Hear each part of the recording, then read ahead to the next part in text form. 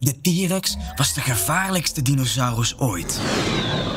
En wat de T-Rex was op het land, was de Mosasaurus in het water. Dit is het verhaal van het grote beest van Maastricht.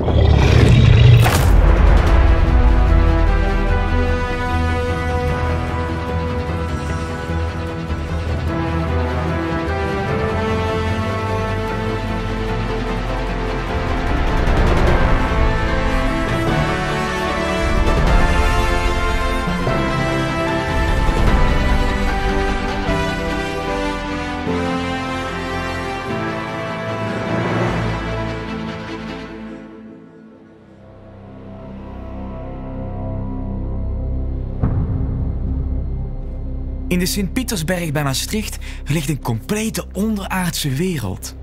Een gangenstelsel van honderden kilometers lang. En deze gangen zou je echt eindeloos kunnen blijven doorlopen, hè? Ja, mensen hebben hier echt eeuw in, eeuw uit blokken mergel uit de berg gezaagd. Maar waarom precies? Nou ja, omdat het heel goed bouwmateriaal is. Ja, daarom zie je hier ook zoveel huizen van mergel. Ja. En tijdens dat mergel uitzagen, het blok breken, wordt soms iets heel onverwachts gevonden.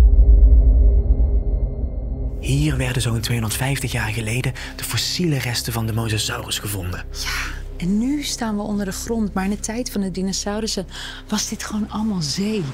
Ik bedoel, eigenlijk staan we gewoon in één groot prehistorisch kerkhof.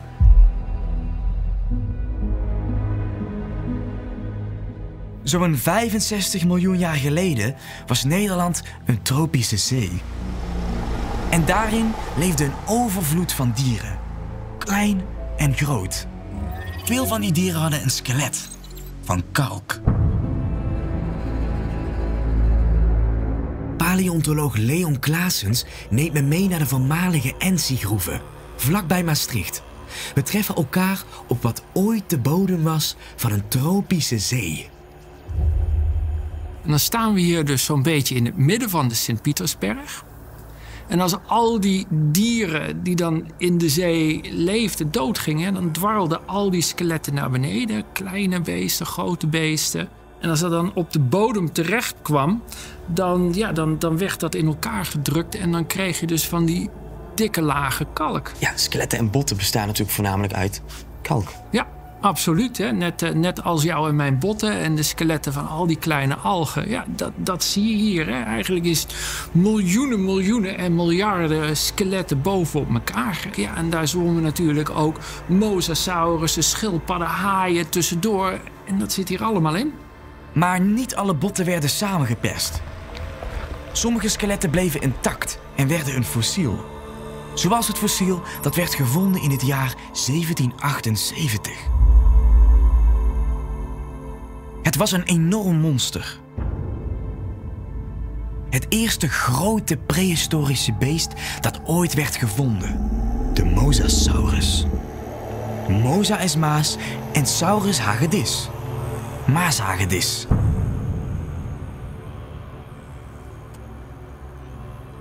Nou, staan we hier boven op de Sint-Pietersberg. En dan zijn we eigenlijk naast een gigantisch gat.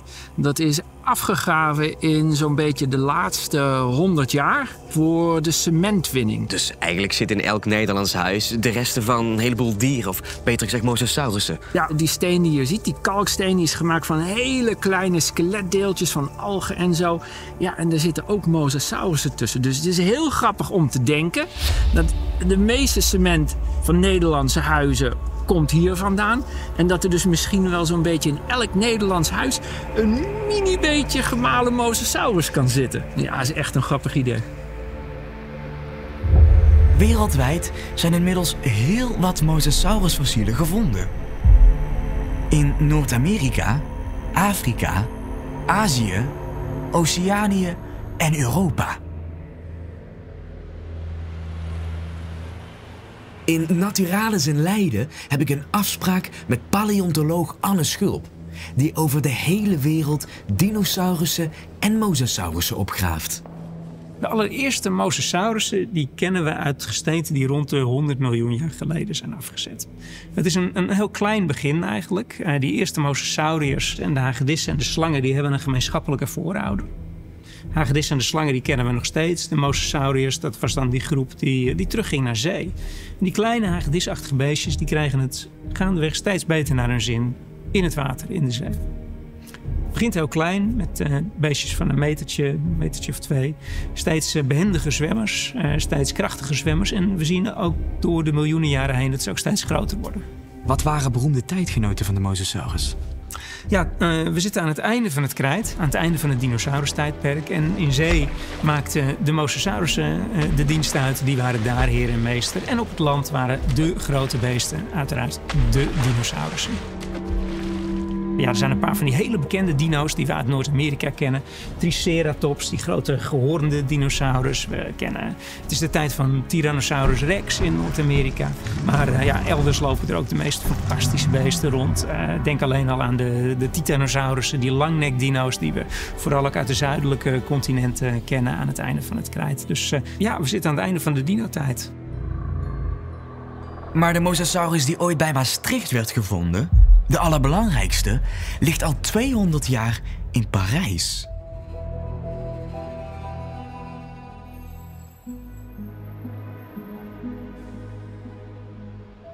Het Nationaal Historisch Museum is een van de mooiste musea van Frankrijk. Ik heb er een afspraak met paleontoloog en mosasauruskenner Nathalie Bardet. Regarde, il est là, nous y voilà. Wow. It's amazing. It's so big. Oui. Wow. C'est pour ça qu'on l'appelle le grand animal fossile de Maastricht. Great beast of Maastricht. But he isn't that big for a monster, is he? Mais il y a simplement la tête ici. Ça fait 1,30 m. Et la longueur totale de l'animal, c'était 15 mètres. Regarde. Ici, c'est le crâne d'un lézard. Tu peux imaginer. Ça fait 1,30 m. Ça fait juste 10 cm. Et en fait, l'animal en entier, il fait 15 mètres de long. So it's a little bit like the T-Rex of the sea. Oui, exactement. C'est une très bonne comparaison parce que c'était un très grand prédateur, mais il était encore beaucoup plus grand que le T-Rex. And those teeth are so big. They're Oui. so dangerous. Oui, c'est ça. Et en fait, ces dents ont permis à Georges Cuvier de montrer que cet animal, qui n'existe plus dans la nature actuelle, était un lézard et pas un crocodile.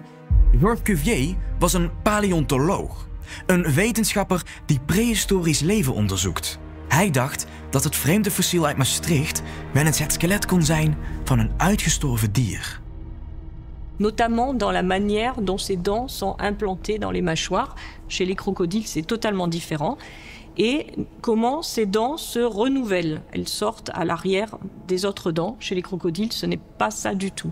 C'est également les dents que ces animaux portent sur leur palais, qui n'existent pas chez les crocodiles et qui existent très bien chez les serpents et les lézards. Mais un lézard marin, géant et éteint, qui n'existe plus dans la nature actuelle. Dus er was geen twijfel meer mogelijk. Dit grote beest van Maastricht was inderdaad een uitgestorven dier. Well, this is a very special fossil, and we're now here in Paris. Shouldn't he be in Maastricht, where we found him, in the Netherlands? Oui, alors ce fossile a eu une histoire mouvementée. En fait, au départ, il était à Maastricht. Et puis ensuite, il a été pris comme un trophée de guerre par les armées révolutionnaires françaises et ramené à Paris. Paris, à l'époque, était un centre très prestigieux où évoluaient Cuvier, Buffon, Lamarck. Et c'est ici qu'il a été étudié. I think I'm gonna take it to Maastricht today. Je ne suis peut-être pas autorisée à faire ça. Dankzij wetenschappers als Cuvier weten we dat er zoiets bestaat als uitsterven.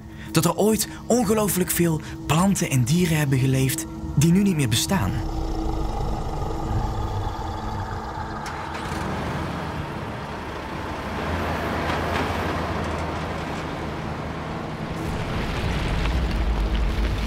Sindsdien zijn er heel wat fossielen gevonden van dit monster uit de Oerzee. Pas geleden nog. Dit lijkt een gewoon stuk steen, maar het is het fossiel van een Mosasaurus, het oudste dat ooit in Nederland gevonden werd.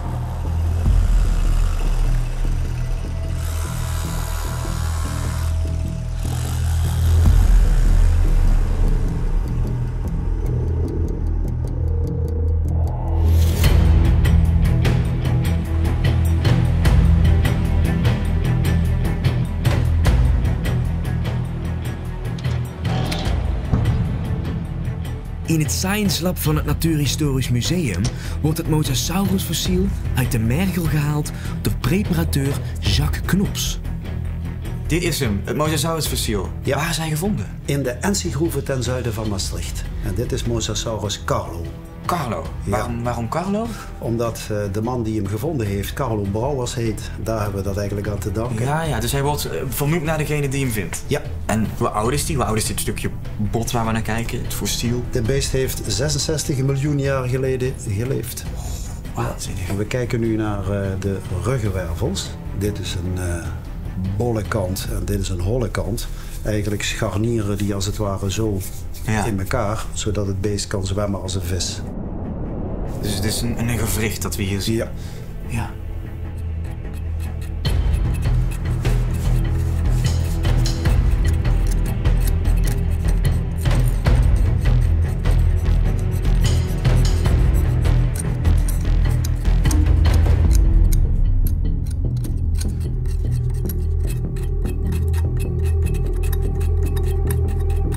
De Ensi-groeve is niet de enige mergelgroeve in Zuid-Limburg. Op een aantal kilometer afstand ligt groeve Het Rood. Ook hier zijn fossiele stukken Mosasaurus gevonden. Door al die vondsten wereldwijd weten we inmiddels goed hoe de Mosasaurus er precies uitzag. We zitten hier voor een replica van een mosasaurier. Waarom hebben we een replica opgehangen? Omdat we niet een compleet skelet hebben. De echte botten liggen hier dan wel in de kleinere vitrines. Dat zijn dan stukken van een mosasaurier die gevonden zijn in het midden van de jaren 50 van de vorige eeuw. En daar is hij dus op gemodelleerd. Wauw, hij is bizar groot, hè? Dat is niet normaal. Nou ja, bizar groot is misschien wat groot woord, want hij is ongeveer 8 meter. Maar uit losse wervels van deze soort, Mosasaurus hoffmanni, weten we dat hij 2 keer dit kon bereiken. Ja. Zijn we eigenlijk gewoon... Ja. Wat was het, 16 meter? 16, 17 meter, ja, absoluut. Ja, dat is een hele grote jongen. En je ziet ook aan de flippers natuurlijk dat dit absoluut geen dino is. Want als je naar zijn kop kijkt alleen en je kijkt dan niet naar zijn flippertjes, dan ben je inderdaad geneigd om te denken dat het een dino is. Maar de flippers vertellen je alles dat het een dier was wat in het water leefde. Eigenlijk is dit een hagedis die zich heeft aangepast aan het leven in zee. En die flippers die zijn er alleen maar om te sturen, om te manoeuvreren. De kracht van het zwemmen komt uit de staart. Want als je naar achteren kijkt, dan zie je dat die staart enorm lang is, maar ook enorm hoog. En er zat dus heel veel spiermassa wat echt dit kon doen. En dan gaat hij dus als een projectiel, schiet hij weg. En hij moet warmbloedig geweest zijn, anders kan het niet. Hij heeft zoveel energie nodig om dat meteen te doen. Achter een schildpad of iets anders aan te zwemmen. Nou, fantastische beesten. Hoe verhoudt deze Mosasaurus zich tot de Mosasaurus in Jurassic World? Jurassic World zit met die grote Mosasaurus denk ik nog wel een stapje voorbij de allergrootste Mosasaurussen die we echt kennen. Dat is ook direct het probleem dat ik heb met die Jurassic World Mosasaurus. Als je een beest 2 keer zo groot maakt, dan maak je hem niet alleen 2 keer zo lang, maar ook 2 keer zo breed, 2 keer zo hoog. Dus dan wordt het ding 8 keer zo zwaar. Nou is dat bij landdieren al heel snel een probleem, maar zelfs bij zeedieren wordt dat al vrij snel best lastig. En al helemaal met die scène in Jurassic World waar dat gigantische beest uit dat bassin omhoog springt.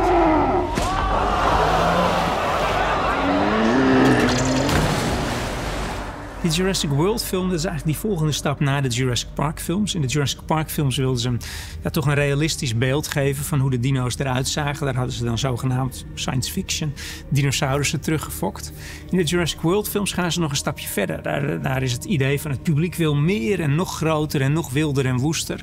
En daar zijn ze dus een beetje gaan Frankensteinen met die dinosaurussen.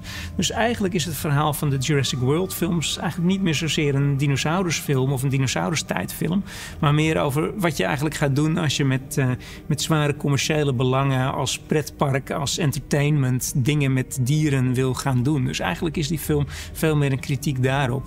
En ja, daar hebben ze er dus voor gekozen om een aantal dinosaurussen, maar ook de Mosasaurus, veel en veel groter te maken. Daarmee is Jurassic World eigenlijk vooral een kritiek geworden op onze omgang met dieren in dierentuinen, in attractieparken. Dus ik denk eigenlijk dat je die film veel meer in dat perspectief moet zien. En dat ze daarmee die dieren overdreven hebben gewerkt.